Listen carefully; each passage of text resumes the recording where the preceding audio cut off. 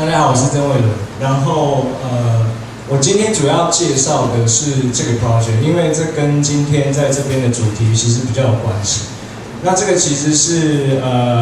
我是去年从那个 DAE 的 Social Design、Master Social Design 毕业的。那这个东西算是我的毕业作品。那这个东西呢，其实我可能要先讲一下什么是 Social Design， 因为我觉得这个词可能对大家来说是一个比较新的词。那 Social Design 它其实跟一般设计比较不一样的地方呢，它是不以一个设计的终点去区分的。也就是说 ，Social Design 里面你可以去做 Product Design， 你也可以去做 Graphic， 你也可以去做 Fashion， 都可以。但是你做出来的东西必须要有所谓的社会影响性，跟它可以在后面去造成的所谓连锁性的影响。这个 project 一开始我是从我自己很喜欢的一个 topic 叫做 production 出发的，因为我自己以前是念工业设计的，然后我自己很喜欢产品设计这件事情。可是念 Social Design 之后，其实我们会去探讨很多所谓产品设计在社会面上面的一些事情，比如说它其实是一个很封闭的系统，那它会造成比如说社会或是经济上面一些什么样好或不好的影响，所以基本上这个 project 它的 research 大概在做的都是这样子的事情。那一开始我要讲的事情就是所谓的制造这件事情，其实现在来看，大部分都非常的封闭。那很封闭的原因，当然你以一个资本角度资本主义的角度下去讲，就是你为了追求最大利益，所以你必须去做一个封闭的动作。那它当然也可以去避免很多额外问题的产生。所以，比如说以一个电器来讲好了，你要把一个电器去拆解成这样子的状态，其实是非常不容易的，因为它会做很多的 design 去预防你做这件事情。比如说，它可能会有那种很难拆的螺丝啊，例如它是三角形，或是它是星星的形状，或是怎么样的。那这一切其实是有它背后的考量的，因为它不太希望你去做所谓的 open 这件事情。那我设计的这个 project 其实它就是一个所谓 open source 的平台，但是用来制造电器。电器是一个我们生活中一个非常必须的产品，但是就是因为它非常封闭，所以其实大家比如说你今天有个东西坏掉了，你其实很难去修理它，或者是你甚至不愿意花钱去修理它，因为再买一个的钱可能比你去修它还要少。所以在这样子的一个 cycle 之下，其实你会造成很多资源的浪费，你没有办法去做一个 repair 的动作，你也没有办法去做任何所谓去改造产品的这个动作。那我觉得我想要做的东西，基本上就是要去改变一个这样的事情。我们现在看到这里是一只吹风机，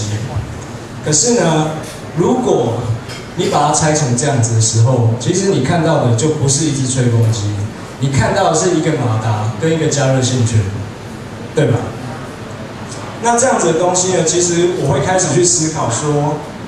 其实这两个部分它是可以独立 function 的，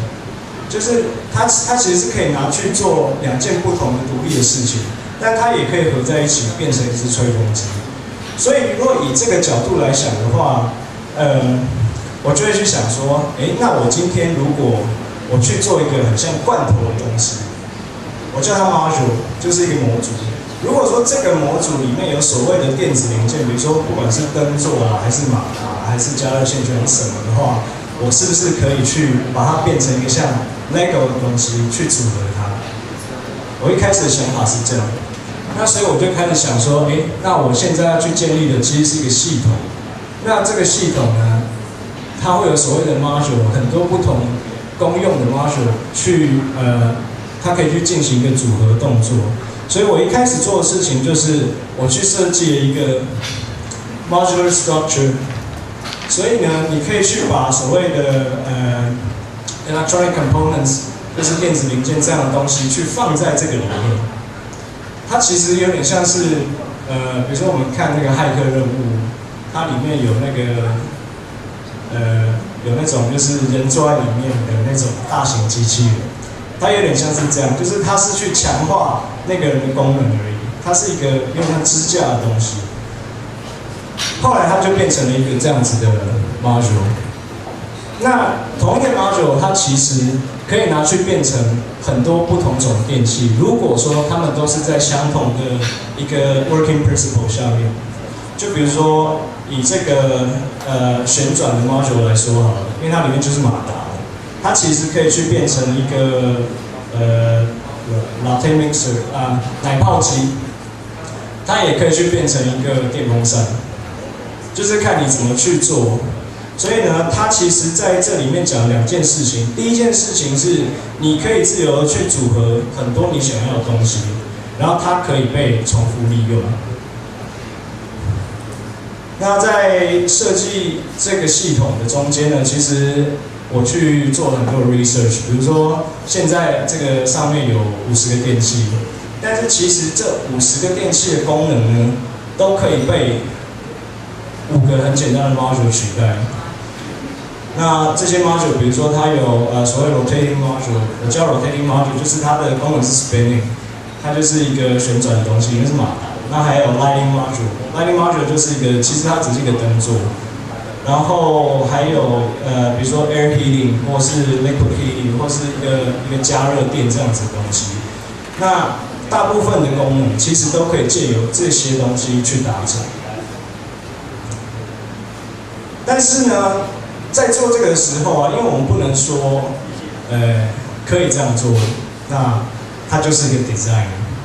因为其实这在设计上面来说是不严谨，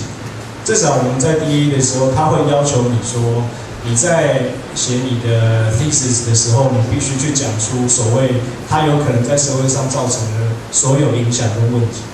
那你如果说把一个电器的系统开放，你第一个会面临的问题其实就是安全性的问题，因为这个东西是有电的，而且它其实比如说heating 的部分跟比如说 spinning 的部分，它可能用的电压是不一样的。那你如果说你不去建立一个完整系统的话，其实这样的东西是会出问题的。那如果说至少以社会面来讲，在未来module 的部分其实并不是消费者可以去自己制造的，消费者可以制造的东西在后面，就我等一下会再跟各位报告。可是像 module 这样子所谓有安全性的东西，其实会由未来的电器制造商，我们说一些比较大，比如说像 Philips 这样子的公司去提供给你，就是他是去制造这样子的 module， 然后消费者可以去买不同的 module 回来去做出他自己要的电器。除了 module 之外呢，我的 project 还有另外一个很重要的部分叫做 supporting parts。supporting parts 的功用其实就是去辅佐或者是去强化 module 它本身的功能。例如说，大家可能会看到，比如说螺旋桨，或者是灯罩这样的东西。这样的东西，因为它没有所谓电的问题，所以消费者他只要有，比如说像3D 档案这样的东西，它其实是可以自己去制造的，就是用所谓的 3D printing 这件事情。那讲到这件事情呢，很多人说 3D printing 就是 3D 列印，它是所谓世界接下来第3波的产业革命。可是我在这里我会提出一个问题，就是那要做什么？因为你不可能说大家买了一个 3D printer 回家，结果就去印什么花瓶啊、杯子啊或钥匙圈。其实我觉得那很不实际，那是一件不切实际的事情。但是电器这件事情很奇怪，因为它有太多所谓你要去考虑的因素，比如说它要防水，或者是说它必须是有一个壳的东西，或者是怎么样。其实 3D printing 在这件事情上面是可以发挥它很大的功用的。那我们回到就是整个架构来看，一开始就是有所谓 module 这些这样子的东西，那搭配上所谓 supporting parts。module 可以很简单的去变成很多不一样的东西，比方说比较简单的、很 basic 的东西，例如像奶泡机啊，或是很简单的一些小电器，它也有可能是变成一些比较复杂，例如它从奶泡机变成电风扇，或是它从一个很简单的桌灯进化成一个阅读灯或台灯。那它也有可能去进化成，比如说像吹风机这样，就是它含有复数以上 module 功能的一个电器，甚至是一个非常 crazy 的东西。我不知道大家看不看得到，就是那些东西其实都有被做出来。对，它其实很就是，比如说像右上角那个好了，就设计者是说他在坐在一个长桌的时候，他觉得一盏电风扇就是他跟他女朋友两个人就是要吹的话，要一直转来转去。他很不喜欢这件事情，所以他就做了一个两个风扇的灯放在桌上，类似这样子。就是说，消费者其实每个人在自己的生活中，他需要的东西未必是一个很 standard 的产品或是一个电器可以提供的。你有时候会有一些很特殊的使用方法，是你自己想要这么做。但是现在这样封闭系统，它其实没有办法去提供你一个这样子的选择。所以这个其实就是这个系统一个非常大的好处。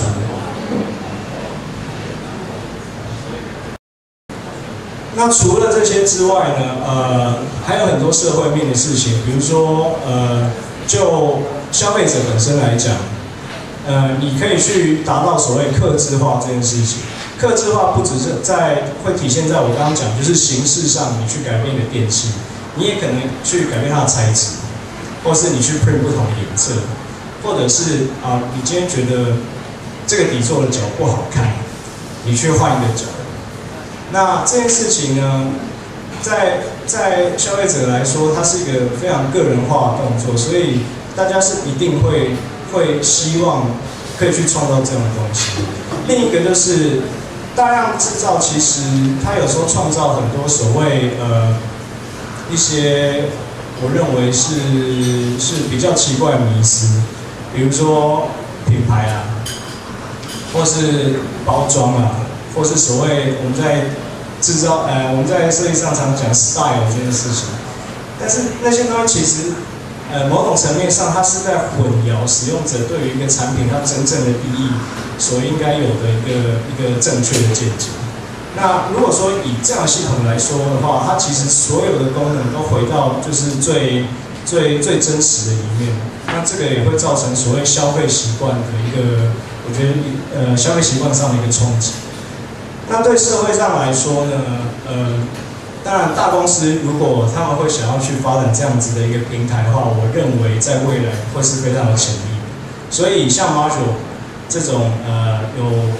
working 动作的东西的话，可能由制造商去制造跟提供。但是当大家买了这种东西之后，其实在所谓小区域经济，小区域经济的意思就是说，比方说像现在欧洲，它的经济有很多问题，其实是因为它某些产业已经没有了，比如说制造业哈，例如说像法国，它现在因为没有制造业这个东西，所以第一个它的技术一直被一些其他的区域超过，比如说亚洲从很久以前就开始做代工，当然你在做这个的过程中，你会有所谓的研发。但是法国因为他们很早就放弃了这个东西，所以相对它现在国内是没有这样子的东西的，没有这样的东西，等于说你的产业链有一个环节是断掉的，因此它经济会拉不起来，也有一部分也是因为这个原因。所以呢，但你也不能怪就是别人啊，因为他们一开始就是觉得我要做所谓 cost down 这件事情。所以我要去把我的制造业移到很便宜的地方，比如说中国啊，或越南或怎么样。我要去追求所谓资本主义下的最大利润。但是长久来看，这样对一个区域的经济是不好的。那如果说回到我设计的东西上面来说，其实这样子的东西，如果说消费者买的只是 module 的话，那在所谓小区域里面会有所谓的 design studio，或是一些做 3D printing 这种客制化，比如说像 Fabcafe 这样子的地方，它可以去帮消费者去做出所谓第2阶段的东西，就是那些 supporting parts。那消费者经由组合或是一些简单的方式，他可以得到一个自己客制化的电器。那这样子相对来说，其实很多的产业会有办法去留在所谓高阶的国家，它并不会造成像我刚刚讲的那种 gap 或是一些后续的社会问题。那现在就要看一些就是prototype， 像这个东西我叫它就是 lamp， 就是灯。这个其实是我第一个做出来的东西，然后它其实很简单，就是大家看到白色的部分，就是我刚刚讲所谓 electronic module 的部分。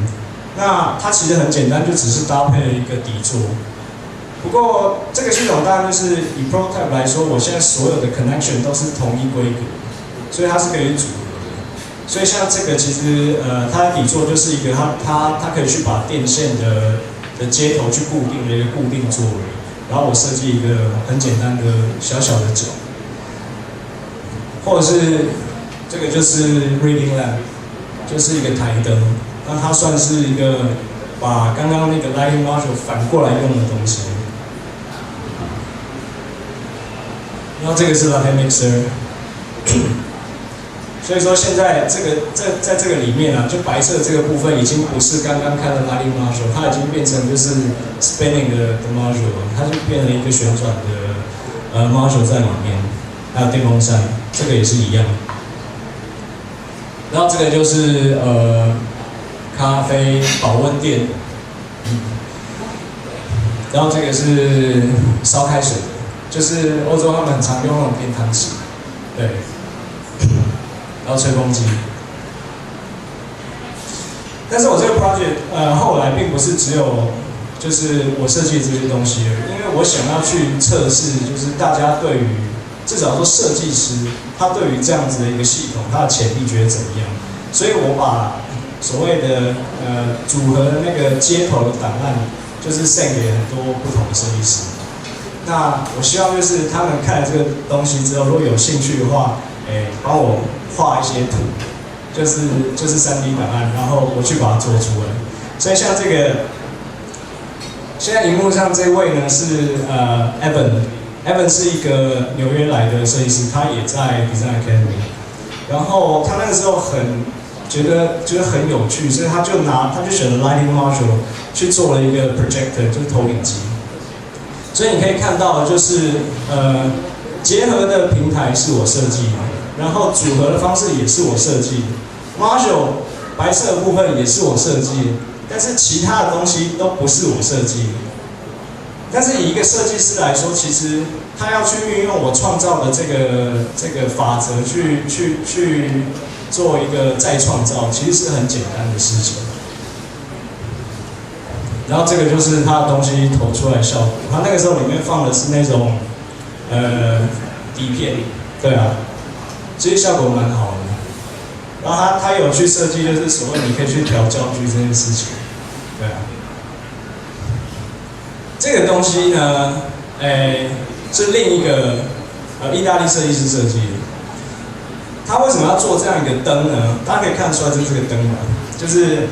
白色的部分一样是刚刚 Evan 用的那个 lighting module， 然后他在里面放了一个灯泡，可是他要设计了一个陶瓷的东西，那个陶瓷其实也是 printing 的，因为其实现在 3D printing 什么都可以做，所以上面那个蓝色的陶瓷部分也是 printing。那他做的这个东西呢，就是一个桌灯，但是他的故事是说，他很喜欢养仙人掌。然后他希望他的仙人掌可以永远就是一直沐浴在像是墨西哥那样子一个非常温暖然后充满阳光的环境里面，所以呢，他就做了一个花盆，就是卡在他的那个灯上面，大概是这样。所以呢，就是因为靠近灯泡嘛，所以就很热，那他的仙人掌就很快乐这样。然后这是我另外一个台湾同学设计的。他的故事是说，他那个时候跟我一起去荷兰，然后荷兰天气其实非常差，就是一年大概1半以上时间下雨，所以呢，他的鞋子很常湿掉。那他就用了，其实跟吹风机一样的 module， 就是一个是加热空气的线圈，另一个是那个 spinning 的，就是有马达那个，他去做了一个烘鞋机，大概就是这样子。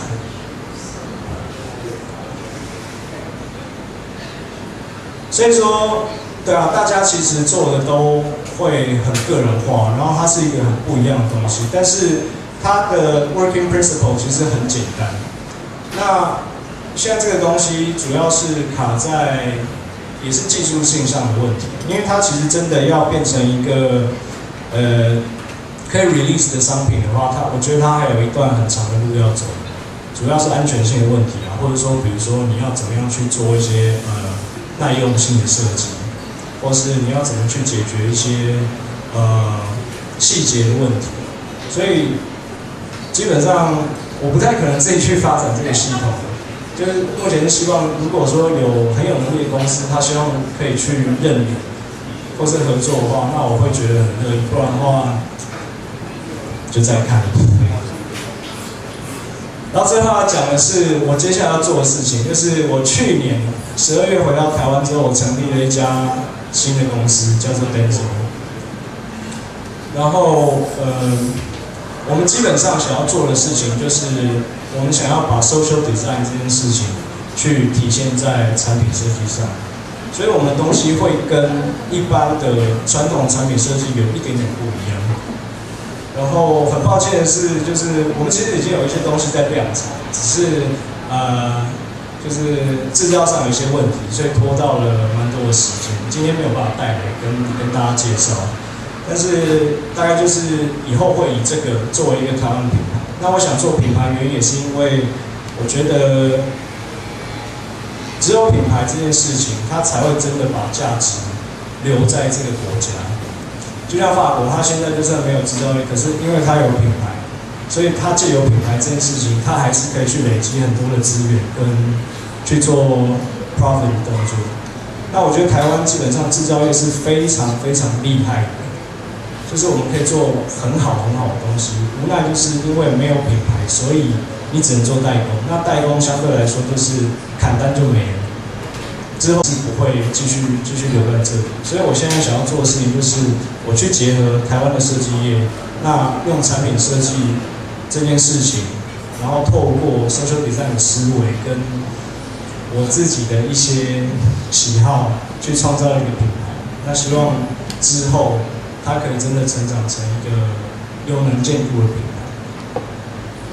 大概是这样，谢谢。